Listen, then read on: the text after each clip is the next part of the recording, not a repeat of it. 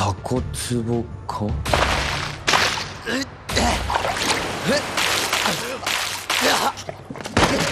Oh, what? Am I too late to the party?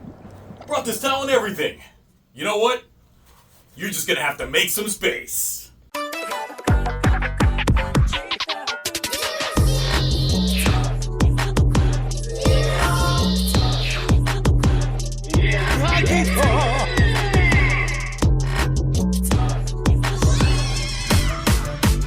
Pacing, pacing, pacing. It's become the tone of Gavv as of late, as although the quality of the bulk storytelling remains on point, the show's format structure is noticeably awkward. And with this, I don't think that it's the parents complaining that's altering the show, but instead the upkeep with the scheduled toy releases. So let's see how Gavv's latest 2 episodes continue this trend. So it's tragic backstory time. Been waiting for this one because it seems that Shoma's got lost in the halls one night when Hanto's mom takes him in an attempt to find his mom. That's when she takes him to the melting room. Man, see, look, it would have been helpful had she known the language, because that just sounds horrible. Luckily, Rango shows up to oust Shoma as one of them, freaking out Hanto's mom, but there can't be any witnesses, so she's got an express ticket to get melted. Damn. It's then that Hanto realized that Shoma was the one actually responsible for getting his mom got, because if he hadn't wandered into the halls that night, then she might have still been. Oh, wait, he's fine? He's already accepted the fact that she's moved. Okay, all right. Yeah, that all right, cool. I mean, could have worked at some sort of motivation given his dark turn later, but no matter. He goes back to Suga and gets gifted some brand new gochizos, starting to get that sense of self-reliance since he doesn't have to rely on Shoma for these. But he doesn't exactly question how Suga really attained them, but you know, no matter, one of his old friends reaches out. So while catching up over some barbecue, the restaurant owner overhears the monster talk and pays off his friend to oust him later. Meanwhile, Shoma tells Sachika everything, and she ain't feeling the future in-laws. But what she is feeling is watching Shoma pop out some gochizos all over her wrong kind of flick. But she goes on the attack, digitally, using the power of social media to clear Shoma's name with subtlety, continuing to earn that Waifu of the Year award she won last year. Shoma chit-chats with Lakia regarding bitter Gavv, thinking that it might have been a sibling, so he checks in with Dente, who, after dropping the fact that he created the dark candy, sends Lakia up a wall and Shoma onto the ground. So look, let's chill for a second and get some more lore. See, Dente was just a humble candy maker when his brother and Shoma's grandpa Zombu brought with him an otherworldly ingredient. And needless to say, folks got hooked. But while Zombu saw visions of grandeur that clearly Rango inherited, Dente didn't care for the work himself, so he left his duties to need him as he dipped. But while Hanto gets called up by his buddy, who else but Dark Shoma appears to flip some cars. But Hanto's got some other plans and leaves it up to the power of the internet to summon Shoma and Lakia to meet his other half. And the problem is, this one knows nothing about them and reveals that there are dozens of him. So let's go ahead and get this over with as they all henshin. And we're back in full swing of things, but I'm sorry to report that I've lost all my commentary sponsorships. Really? How?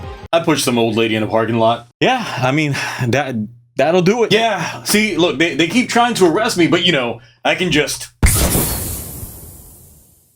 go pudding and gummies. Oh my, bitter Gavv's taking it from both ends. But he ain't playing, he feasting. Taking more of Shoma's gochizos and feeding it to his blade, whipping that hair back and forth, taking advantage of their infighting due to potential casualties, and dipping out on palette swap CG. But Gavv with the OG. Falling back to episode 1 with the building drive with bitter bullets taking Shoma out. Oh, that's it? Not even gonna finish the job? Oh, okay. Wait, you're not gonna count how many Gochizos died? Man, like the show even cares. Wow, you are really feeling some kind of way about this, and it's not at all a thinly veiled inner monologue about my own feelings regarding that episode. Because we're already on to the next one! With Sachika finding Shoma and dragging him back, which logistically is probably gonna be very awkward because she rode up on a bike, but you know, no matter. We see the real reason Shoma got called in to deal with bitter Shoma was because Hanto ignored the guy in the car that got flipped and made the call, with Sachika deducing that Hanto was the other Kamen Rider the whole time. Man, see, look at that smartness right there. This is why I can appreciate this cast. Hats off. What's Hanto up to anyway?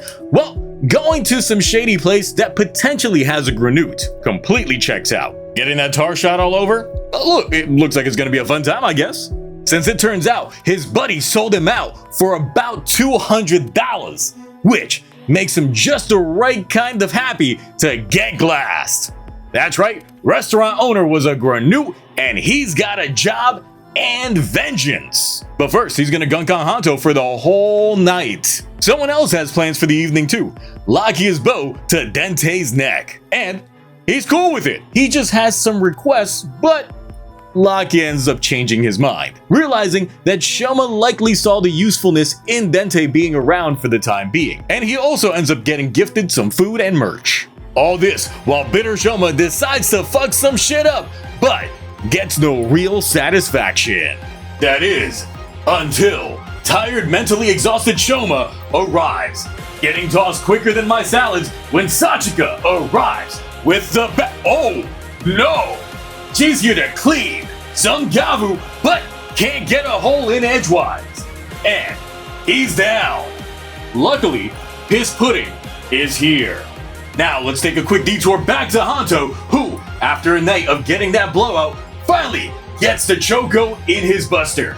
But it ain't enough until brand new Chokehold kills the competition and gives us,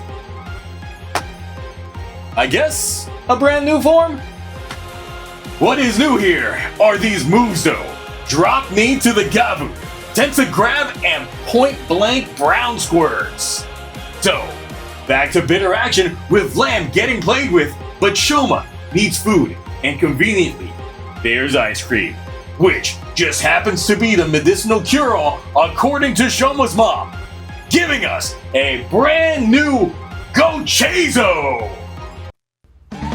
Who's that Gochizo? Something ice cream. It's... Why's he looking at me like that? What's with those eyes? Little baby's ice cream. It keeps me young. It keeps I'm gonna be me sick. light on my feet. I spring from activity to activity. I love my job. I love my Get it away! life. Get it away! When you eat, little babies, Oh yeah! New form that's self-licking good. and nod and hug and No, high no, five no, no, no, each no, other no, with no, great no. enthusiasm. We've gone ice cold here. Get your ice breath, freezy pop sword, ice bridge, and Gochizo cards. Ending things with a sickle flambe. Oh, and new Gochizo. Melted? Okay. Well then, as Sachika uploads videos of the fight to start clearing Shoma's name, Hanto gets a little overconfident in his new Gochizos, ready to break out solo. With these episodes of Kamen Rider Gavv, we've got new forms for Hanto and Shoma. So with that, let's talk forms.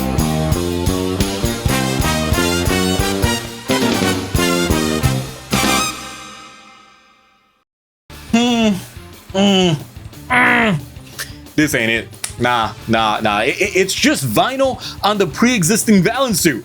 And look, it actually looked a little bit like QR codes, and I get what you're thinking. no, you can't scan them. I tried on every shot. I was like, maybe it's gonna take me to some weird website. Maybe it's gonna take me to like wicked.com that you shouldn't be going to. But no, not at all. But this is very low effort, and I just no. This is even below the Valen suit. It just it's not satisfactory at all. Blizzard Sorbet is a lot more busy on the design front than K-King, but I would still put K-King over this. But I gotta say, the waffle cone design with the blue actually reminds me of an Egyptian motif. Looking at this actually kind of gave me O-Ranger vibes when it came to like the mecha. The additional details of the mouth actually moving to lap up that cream is some good attention to detail. But does this stand near the top of Gavv forms? Pretty close. But look, I just wish that the execution of this reveal was as detailed as this suit. Rating time! These episodes really feel awkward to say the least. 23 was an episode that had a lot of exposition to it, but the scenes dragged on longer than expected, making it feel like the episode was just getting started as it ended. We have the reveal that there's a bunch of clones of Shoma now, meaning that Bitter Gavv is indeed getting the trooper treatment and makes everything leading up to him really awkward in execution. And I'm not a fan of the character of Bitter Gavv at the moment, but we'll see if all this output of him gives us varying different degrees of personality until finally landing on the right one, but for now, he just ain't it. Really just an overpowered mook at this point, essentially being Suga's agents. And while it was nice to get the origin of the dark candy, I wasn't really satisfied with it, because Shoma's grandfather randomly shows up with a melted human. Like in the very beginning of the episode, they show us needing a giant tank to dump someone in, and that's years after this flashback. But this guy really just found Earth and said, you know what, let's try melting up one of these people, see how that's gonna go. How exactly did that process go about? Did he just have an innate ability to end up melting humans that we don't know about? Like, it was just an awkward implementation. It's like, bro literally found Earth, saw humans, and said, man, these people look delicious. It's like that one popular episode of Futurama. That's essentially what I'm feeling that this guy was pulling. Well, how are they?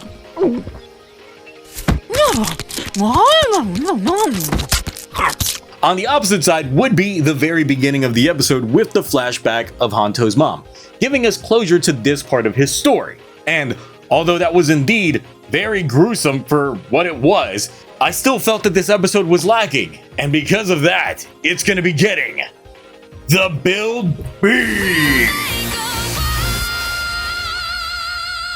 But 24 is actually even more of an awkward episode. The characters alone couldn't save this one for me.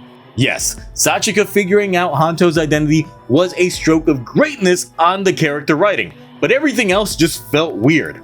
Hanto was inked and beat for hours by someone who was tasked with eliminating the Kamen Riders. He took too long savoring his revenge for his friend, I guess. And then after all those hours, that's when Chokehold is able to finally take hold and pop it. Like, what? And then we have Blizzard Sorbet. I'm sorry, but we just had a plot point about Shoma passing out from being unable to pass a regular sized Gochizo a couple of episodes ago. But here, he shoots out this big old thing like that. Then they throw in the awkward flashback to his mom. Like, it's weird. Like, Shoma was sick and his mom's like, man, if only we just had some ice cream. Seriously, what the hell was that? There is no subtlety, no buildup. It's just a thing that happened and a convenient plot device to introduce us to brand new toy. That level of on-the-nose marketing is the reason why I can't keep sugarcoating the flaws here. And I gotta give this one the Chalice C. Hold on, and now before getting your pitchforks, because this seems to always happen when people think I'm saying that the show as a whole is now shit. That's not the case, but I know some of y'all are still gonna take that and run with it. We are now at the halfway point where I expected something like this to happen. the pacing of the show is now entered this weird patch, with forms just being introduced for the sake of toys, plot points that feel tacked on, and introductions that seem diminishing in its returns. Bitter Gavv right now for me is the worst thing the show has introduced. Right out the gate, it felt rushed. His defeat in episode 22 felt awkward because the finishing blow didn't feel like a full-on destroyed body since we jump cut to Shoma being tossed. So when episode 23's preview showed Bitter Gavv, I thought the finisher in 22 just blew him away, but it turns out that wasn't the case. He actually got destroyed. The big reveal that there are other clones out there is also the worst concept. Not only the cloning process being rushed, but there's a lot more. Is Suga just keeping them in cold storage until one snaps and then needing replacement, or are they all just roaming free? Now with the cloning aspect, I was hoping that it would be a hive mind attitude, where when one dies, the replacement gets all the knowledge and experience. But nope, crush that instantly. But the experience might be a thing. I did also notice that there's a little bit of a personality shift between the first Bitter Gavv and the second. The first was just hangry, while this one just wanted to have fun, meaning that we're probably going to get a ton of different acting from Shoma, and I guess that's good for the actor because it gets to show a lot of range and that'll elevate his stock for future jobs. But for the sake of what's going on in the show, I can only deduce that this means that as personalities shift, eventually we'll get a calmer, more calculated evil Shoma. I mean, the other Stomach family members don't even know about Bitter Gavv yet. So there's the possibility that they could actually try to lure one into their ranks, or Neardum sees this as a good dissection experiment on Shoma without having Shoma. But now knowing that there's a ton of clones, really the part that is hurting my brain is that they should have all been made with Shoma's useless original Gavv, as his is an artificially modified one. It's a cyborg Gavv. But in all the creation shots we have of the clones, they clearly show that they've got this new Gavv as they're being made. It's like, I get it in terms of like the bulk narrative, it shouldn't matter, but in terms of knowing the details of the background of Shoma, this just doesn't make sense on that point. Bitter Gavv is obviously the origin point of the new Gochizos that Hanto's been gifted, but it looks like it's having side effects. Either that or Hanto's getting too into his head. Because yes, it did feel like his arc was more of a solo journey adjacent to Shoma, but I do think that having had the story of what happened to his mom be closure for him, because had he not wandered that hall, then yes, she had like maybe a 3% chance of escaping. So he still would have held some sort of resentment for Shoma that he just didn't outwardly show, but carried it internally. Look, even if the past is the past, there's no changing it. But then it can also be a scenario that Bitter Gavv's Gochizos have an addictive quality to the power granted, essentially making his Gochizo like dark candies without the human sacrifice. We'll have to deal with Dark Hanto for a bit, I guess, until he opens his eyes and gets that real upgrade, which I'm wondering on. Because usually I don't like talking about some scans right away. I usually leave that for the live streams. But look, if you've seen the images of the nice new form that Hanto is going to get, he's rocking the Vlam driver. It makes me wonder if something happens with Lakia. After all, Hanto still isn't the biggest fan of Granoots. He tolerates Lakia, but they ain't homies. So it's possible that during his dark turn, he has a spat with Lakia that goes a little too far. They reconcile, but could lead to a sacrificial move on his end to get Hanto to see that not all Granoots are bad. Either that or Dente could just create a second Vlam unit after Hanto swears off using the Valen Buster, having finally realized that Suga's not a cool dude.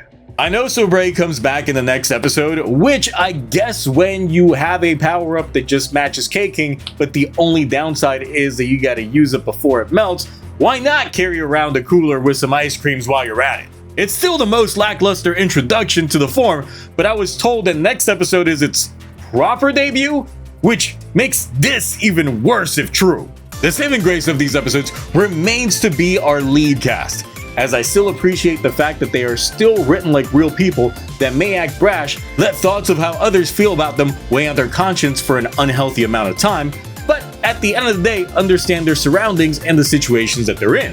Sachika, bar none, is the star of these episodes. Figuring out Hanto is Valen, finding ways to support Shoma on a social front, understanding how his gimmicks work, and getting him fit for the job. She really stands at the peak of character interactions. Not only that, but also being quick to accept Lakia into their fold just because he's already working with Shoma. The absence of the Stomach family, though, is apparent in these episodes, making me wonder what specifically they have been doing. Jipu's been gone for far longer, and I personally think that that's a good thing, because I didn't care that so soon after Sheeta's death, Jipu was already making appearances. I need him to stay in the shadows longer because it will make his return much more impactful, as I see him essentially going scorched earth on the entire family. But yeah, I am hoping that this is just a minor rough patch that the show is having as they try to figure out a formulaic way to stay compliant with the toy releases without major editing from a story perspective, or requiring reshoots to make certain scenes work, since I do feel that flashback of Shoma's mom in regards to ice cream